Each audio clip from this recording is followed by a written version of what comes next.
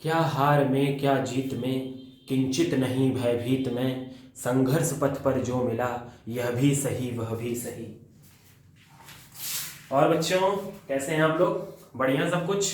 रुक जाइए रुक जाइए, अरे रुकिए भाई, आप ही को बताना है कुछ मुझे। कहाँ जा रहे हो?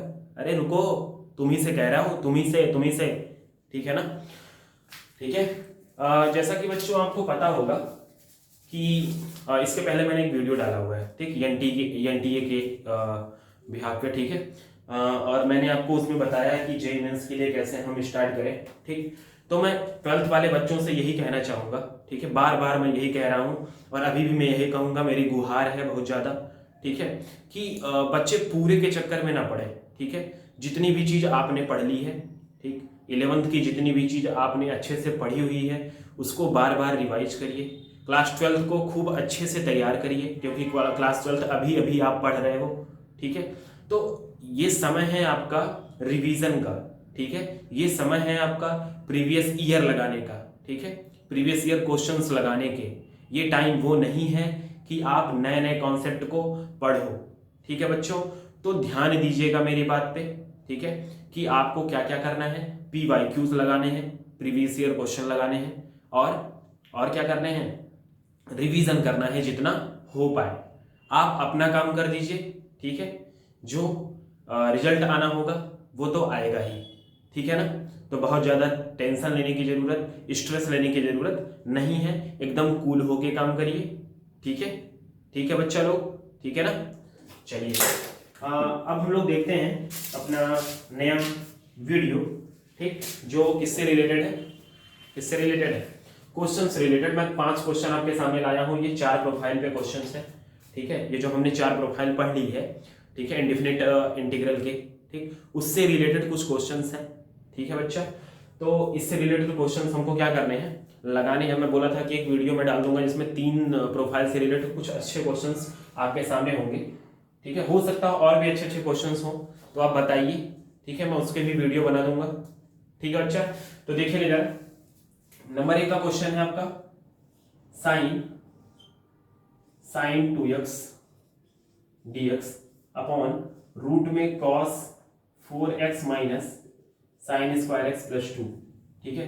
इंटीग्रेशन का सबसे कठिन काम जो होता है, इसीलिए इसमें प्रैक्टिस बहुत मायने रखती है, ठीक है ना। इसमें आप जितना ज्यादा क्वेश्चन लगाओगे उतने ही उसके क्या हो जाओगे, उतने ही उसके क्या हो जाओगे भैया, क्या हो जाओगे, धुरंधर हो जाओगे, ठीक है। तो अगर आप ज्यादा से ज्यादा क्वेश्चंस की प्रैक्टिस करोगे, ठीक, तो आपको चीजें तुरंत दिखने लगेंगी, ठीक।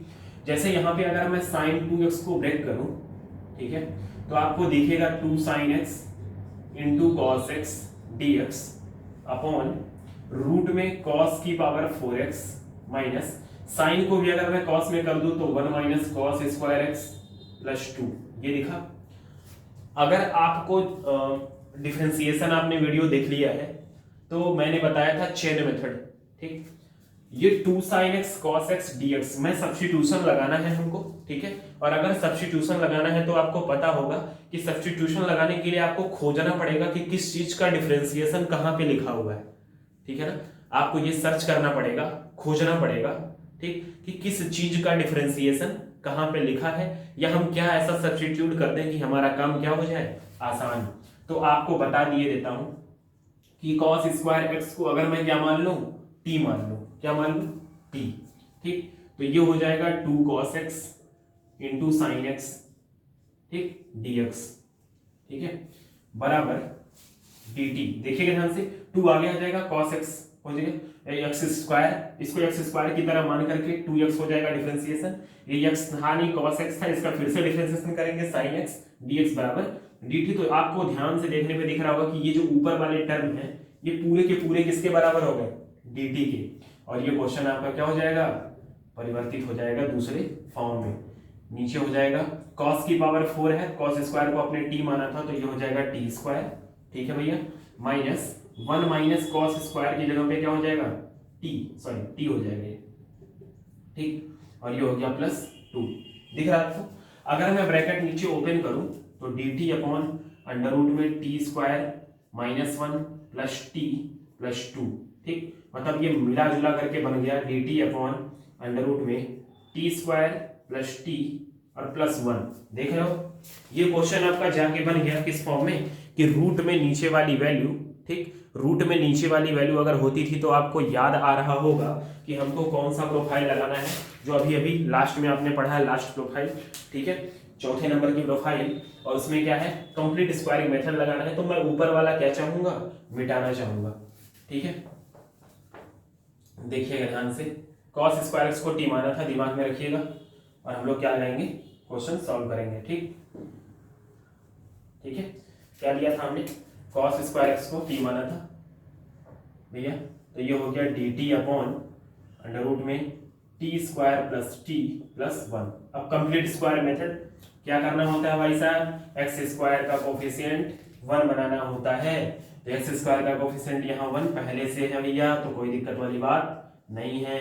उसके बाद क्या करते हैं, यक्स के कोफिशिएंट के हाफ का स्क्वायर, यक्स के कोफिशिएंट के हाफ का, टी का कोफिशिएंट 1 का हाफ करोगे 1/2, तो 1/2 का स्क्वायर 1/4 ऐड करेंगे और 1/4 सब्ट्रैक्ट कर देंगे, तो बन गया आपका ये dt अपॉन अंडर रूट में t प्लस 1/2 का होल स्क्वायर, ये वाला बन गया आगे वाला, ठीक। और यहाँ पे हो जाएगा आपका 4 बन जा 4 और 4 4 4 4 में से बन जाएगा 3/4, ठीक है ना। तो ये कुल मिला जुला के आपका क्या बन गया, dt अपॉन t प्लस 1/2 का होल स्क्वायर माइनस इसको हम लिख सकते हैं √3/2 का होल स्क्वायर, ठीक है। दिख रहा है आपको, ध्यान से देखिएगा क्वेश्चन, ये आपको समझ में आया, देखिएगा यहाँ पे, ठीक है। यहाँ पे क्या हो गया, हमने कंप्लीट स्क्वायर मेथड लगाया, ठीक, और कंप्लीट स्क्वायर मेथड लगाने के बाद आपको समझ में आ रहा होगा कि किस तरीके से ये क्या हो गया, चेंज हो गया एक्स स्क्वायर dt अपॉन, मतलब ऐसे कहूं 1 अपॉन एक्स स्क्वायर प्लस ए स्क्वायर के फार्मूले में क्या हो गया, ये परिवर्तित हो गया, ठीक है ना।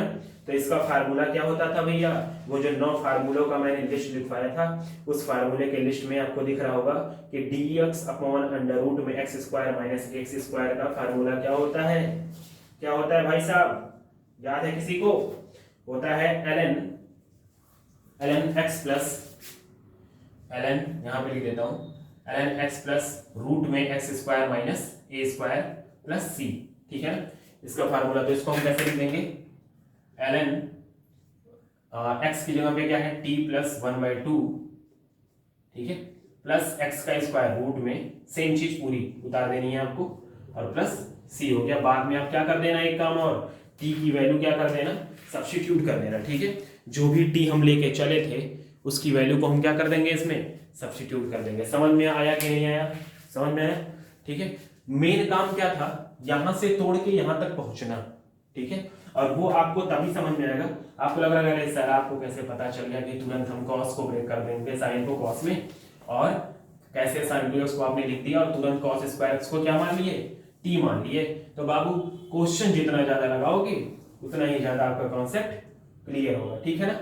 चलिए क्वेश्चन नंबर 2 देखते हैं, sine x plus A upon sine x plus B, ठीक। यहां पे भी हमको क्या करना है, सब्स्टिट्यूशन ही लगाना है, लेकिन सोचना पड़ेगा भैया, क्या करना पड़ेगा, सोचना पड़ेगा कि आखिर हम क्या ऐसा सब्स्टिट्यूट कर दें, ठीक है, ऐसा हम क्या यहाँ पे सब्स्टिट्यूट कर दें कि हमारे लिए क्वेश्चन क्या बन जाए, बहुत प्यारा बन जाए, ठीक है।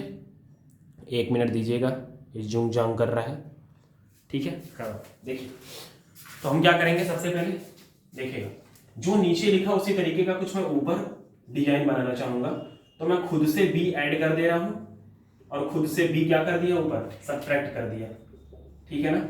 ये क्यों जूम जाम कर रहा हूं, ध्यान से देखिएगा, खूब फाइन।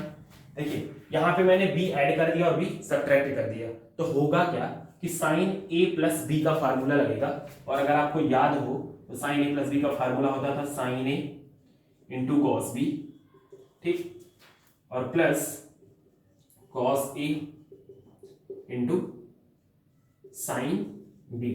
समझ में आ रहा है भैया, ये क्या लगा है, ट्रिग्नोमेट्री, ट्रिग्नोमेट्री, ठीक है ना, ठीक। अब आप देखो जरा, अगर मैं इसको अलग अलग कर दूं दोनों के साथ, तो साइन से साइन खत्म कहानी भैया, यहां बचेगा cos a minus b dx, सीधा सीधा, प्लस मैं अलग अलग कर रहा हूं, कॉस अपॉन साइन क्या हो जाएगा, कॉट हो जाएगा, कॉट, ठीक है, x plus B into sine A minus B dx। अब ये क्वेश्चन आपके लिए क्या हो गया, बहुत ही लोला क्वेश्चन हो गया। क्यों?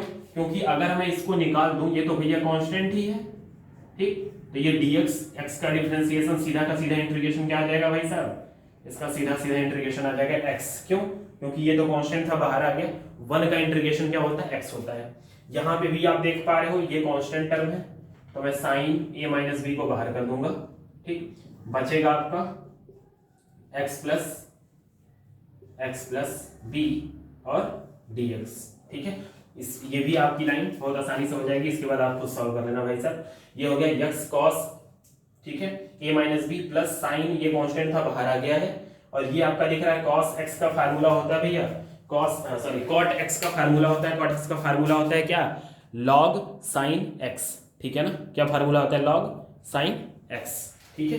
तो ये आपका हो गया क्वेश्चन नंबर 2। समझ में आया बच्चों? देख रहे हो ना आप, सब्स्टिट्यूशन करना सब कुछ वही है, ठीक है, लेकिन पहले रायता फैलाना है और उसके बाद फिर बटोर लेना है खुद ही, ठीक है ना। और ये आपको तभी आएगा जब आप ज्यादा से ज्यादा क्या करोगे, क्वेश्चंस की प्रैक्टिस करोगे, ठीक। क्वेश्चन नंबर 3 देखिएगा, क्वेश्चन नंबर 3। नीट के बच्चे बड़े परेशान लग रहे हैं इस टाइम, ठीक है ना, नीट के बच्चे बड़े परेशान हैं कि सर नींद आ रही है, सर ये नींद बहुत तेज आ रही है, सर हम पढ़ नहीं पा रहे हैं। तो एक काम करो आप, ठीक है ना, ये मौसम जो चल रहा है ना वो सोने वाला चल रहा है। कैसा चल रहा है, सोने वाला। तो आप एक काम करो, ठीक है, तैयारी के टाइम पे वैसे भी जो है दिसंबर और जनवरी में पढ़ाई नहीं हो पाती है, तो 2 महीने सो लो, ठीक। उसके बाद 2 महीने बाद पछताना, क्या करना, पछताना कि 2 महीने सो लिए, अब हमको पढ़ना है, ठीक। फिर 3 महीने खूब जो है कंसंट्रेट होकर खूब अच्छे से पढ़ाई करना, एकदम दिन रात एक कर देना, ठीक है। फिर नीट नहीं निकलेगा आपका, ठीक है ना, नीट नहीं निकलेगा। और फिर इसी 2 महीने के लिए क्या है, 1 साल और देना। जब तक 4 साल तैयारी ना करो तब तक नीट निकलता कहां पे है? क्यों? पड़ोसी वाले चाचा जी बताए होंगे कि जब तक 4 साल तैयारी ना कर लो बच्चा, तब तक नीट निकलता नहीं है, ठीक है ना। तो एक काम करो, 2 महीने सो लो पहले, ठीक, या किसी बाबू से बात कर लो या सोना से बात कर लो, ठीक है। तब आपका जो है नीट एकदम क्वालिफाई हो जाने वाला है। 2 महीना आराम से सो, तेरी की पता नहीं कौन पढ़ता होता है यार, हम तो समझ नहीं पाते हैं, पता नहीं कैसे तैयारी वारी करते हैं लोग। 2 महीना सो लो एकदम आराम से। दिसंबर आधा, 20 तारीख खत्म ही हो गया भैया, 10 दिन दिसंबर में सो लो और जनवरी में सो लो। उसके बाद सोने की जरूरत नहीं पड़ेगी बच्चा, क्योंकि 3 महीने आप जाग के पढ़ोगे तब भी नीट नहीं निकलेगा। खराब लग रहा होगा ना, ऐसा ही होगा, ऐसा ही होगा। दिमाग को खोलो, ठीक है ना, बार बार कोई समझाएगा नहीं आपको, समझ में आ रहा है, ठीक है। 5 महीने बाद अगर रिजल्ट आएगा, ठीक है, ये दिमाग का वो होता है हथकंडा एक, क्या कि टाइम टेबल आ गया, टेंशन हो रही है, ठीक है, मतलब डेट आ गया, 7 मई को पेपर है, अब टेंशन आ रही है, ठीक है, ये मन का बहाना है, ठीक है, ड्रामा करता है मन आपका, ठीक है। ऐसा कुछ नहीं था, आपको पहले से पता था कि मई में ही एग्जाम होगा, ठीक, ऐसा कुछ भी नहीं था कि जो आपको पता नहीं था, लेकिन वो एक मन को बहाना चाहिए होता है कि हाँ अब 7 मई को पता चल गया, अब हम डरेंगे, हमारा डरना शुरू होगा, ठीक है, अब हम सोएंगे नहीं है कि सोएंगे, अब हम सोएंगे, उसके बाद सोचेंगे अरे हम तो सो रहे हैं, अब हमारी तैयारी नहीं हो पाएगी, जाने दो, क्या ही समझाना, समझ में आ जाएगा तो अच्छी बात है, नहीं समझ में आएगा तो 1 साल और तैयारी कर लेना, क्यों कर लेना था, जाने दो भाई। इसको हम सॉल्व कैसे करेंगे, e की पावर x रूट में e की पावर x प्लस 3 और dx, ठीक है ना। तो यहां पे आपको क्या दिख रहा होगा कि भैया अगर मैं e की पावर x प्लस 3 को क्या मान लूं, t स्क्वायर मान लूं। क्यों t स्क्वायर मान रहे हैं सर, क्योंकि t स्क्वायर अगर मानूंगा तो रूट से कहां आ जाएगा, बाहर आ जाएगा, ठीक है। तो अगर मैं ऐसा कर दूं तो e की पावर x dx बराबर 2t dt, ठीक है ना। तो e की पावर x और dx की जगह पे क्या हो जाएगा 2t dt, और ये जो रूट में t स्क्वायर होगा उसका भी t बाहर निकल जाएगा तो t हो गया, मतलब 2 बाहर आ गया और t इंटू टी क्या हो गया t स्क्वायर। ये बन गया हलवा क्वेश्चन, ठीक है ना, क्या बन गया एकदम हलवा सा क्वेश्चन।